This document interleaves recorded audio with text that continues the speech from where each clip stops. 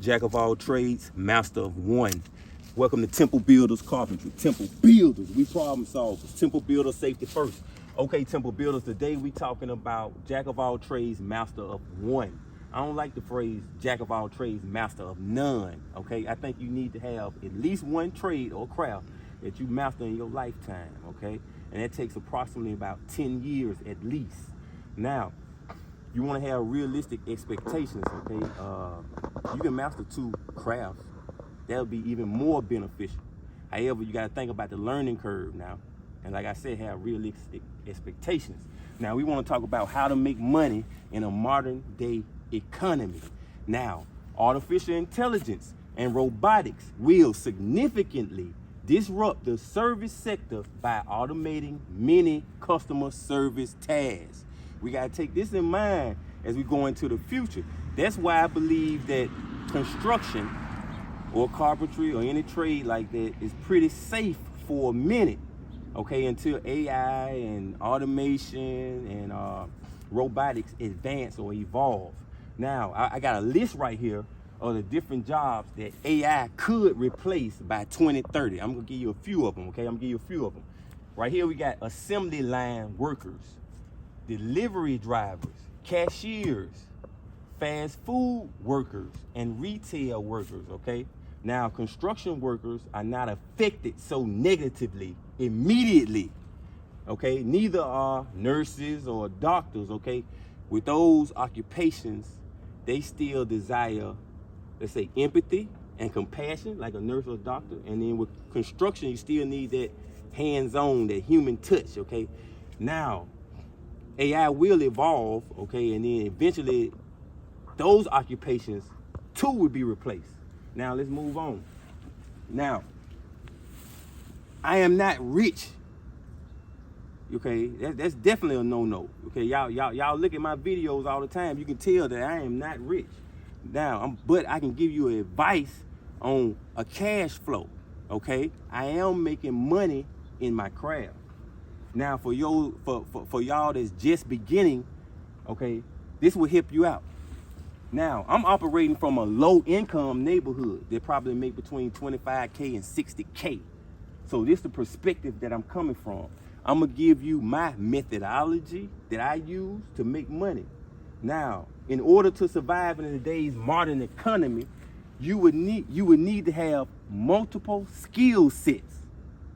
Okay? For example, carpentry, plumbing, painting, landscaping, HVAC, electrical, cleaning services, car repair, handyman, etc. Now, like I said before, you got to take this in mind, especially if you're someone working fast food job, you working in retail, you working on an assembly line. Like I said, by 2030, you got to keep this in mind, because even though automation is going to make more jobs, automation is going to disrupt these factories and service sector, but it's also going to make more jobs available. However, who's to say that those factory workers are able to fill in at those positions, because that's going to need a higher skill level. All right, so let's continue on. Now,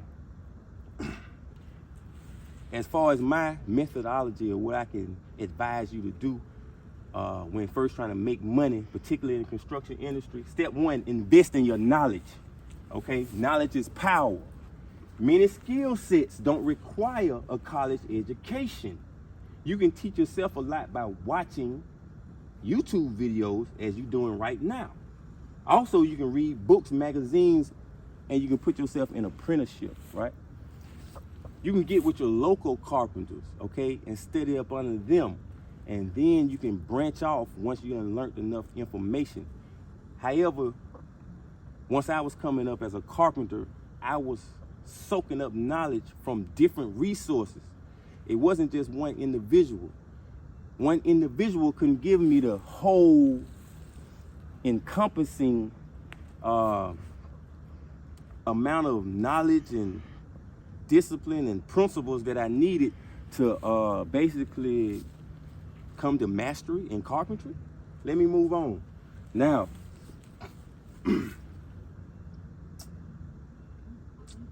you also want to educate yourself on the business aspect of your trade, like making accurate estimates and generating decent profits, okay? A businessman, entrepreneur either provides a good or a service. So if you're in the trades, you plan on providing a service, and that service better be of high quality. Now, also, let's talk about step two. Step two, what you need to do in order to make money in today's economy, you need to build yourself a brand, okay? Build your brand by identifying and researching your target market. Me personally, me being a carpenter, my target market is property owners, homeowners, renters, light commercial, and store owners. Now, I want to talk about really, it don't take a lot of money to start you a small business, okay? Once you get the knowledge, you want to also invest in tools. However, some jobs you can start with very little tools. You just need knowledge. I can go as simple as you can pick weeds from some of these people. Yo, I see plenty of homeowners picking their weeds, right? I even offer to pick weeds out of homeowners' yards. There are several tasks. You don't need too much but your hands to do that, and knowledge.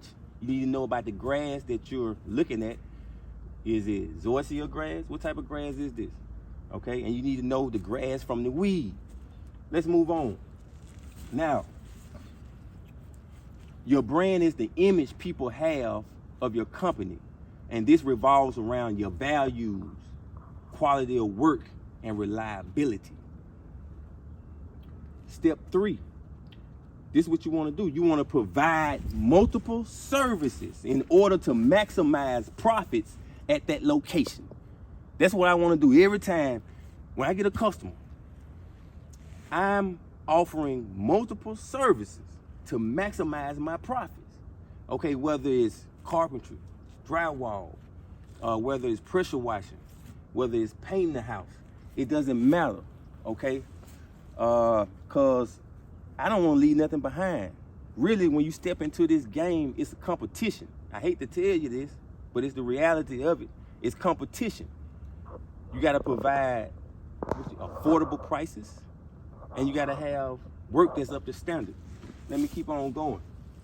Now, what I would do in order to maximize profits at that location, I initially introduce myself as a carpenter. However, as I observe the customer's home closely, I'm taking note of all repairs and maintenance that needs to be done, okay? Then I suggest I can perform that task at an affordable price. Now, it don't matter whether it's, like I said before, if it's picking weeds, cutting grass, laying sod, pressure washing, dry wall work, okay? Painting your house, okay? Repairing a deck, building a deck, it don't matter. Step 4, and this is an important step right here, which is increase your repeat customers, okay? Now, I done heard several guys that was claiming to be running a business, and you know one thing they'll say, well, I got paid. No, that ain't proper. That's not sufficient. You got paid. Was your customer satisfied? Okay, because if your customer satisfied, he or she is gonna be prone to return to you for your services. So you want these repeat customers, okay? You want to increase your repeat customers. Okay, repeat customers are the heart of your business. Okay? You want your customers to believe it was a blessing that they met you. Your repeat customers will keep you afloat during times business isn't steady. Okay? Now,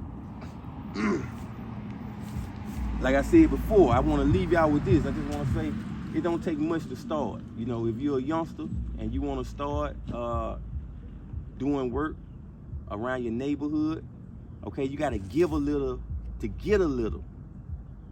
Okay? So you can't just jump out there and want to be a millionaire, right? Right off top, you got to give these people some quality work. Okay? Once they see that you do quality work, once they see that you're reliable and they're confident in your abilities, they will return the favor. Okay, you want to get what I call these jackpot customers, right? Like I say, I'm in a low income neighborhood. However, each low income neighborhood have what I call jackpot customers. It's these customers that, even though the neighborhood, some parts of the neighborhood is kind of, wore down, they always keep their yard clean and neat. The house is in good shape. These people have money, okay? These are your jackpot customers in a low income neighborhood. And these who you want as your repeat customers, okay? They have the money to really fund your business during times when things aren't steady. Because if you're in a low income neighborhood, you're gonna have people that really don't care about quality. A lot of people ain't gonna care about quality in a low income neighborhood, but they'll care mostly about price, okay? Not to say there are not any people in a low income neighborhood that care about quality, but because there are many, and these are those what I call jackpot customers. Okay, I'm gonna let you go on this now. If you like this information, hit the like button, subscribe, become my apprentice, Temple Builders.